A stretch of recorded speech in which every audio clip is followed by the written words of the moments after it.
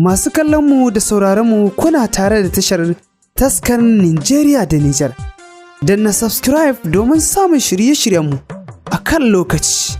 Sakon Muhammadu Sunusi Lamido Sunusi, tsohon sarkin Kano, zuwa ga gwamnatin Najeriya. Malam Muhammadu Sunusi Lamido Sunusi ya shawarci gwamnatin Najeriya da ta nazari da irin duba, inda yake cewa tunda gwamnatin Najeriya ta hana al'umma fita daga gidajensu domin kare kansu daga cutar coronavirus wato COVID-19, inda yake cewa gwamnatin me zai hana ta samar wa al'umma tallafi wanda zai rage musu raɗaɗin zaman nan da za su yi.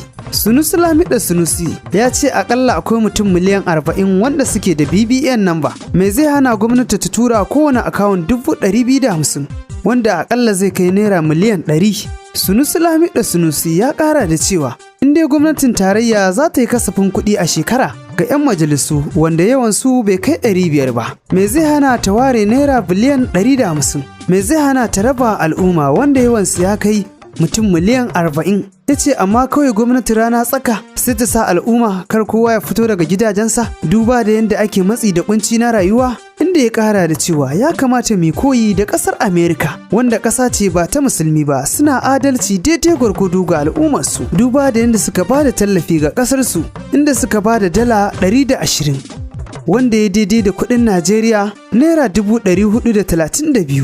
Ya kamata gwamnati ta san me abin yi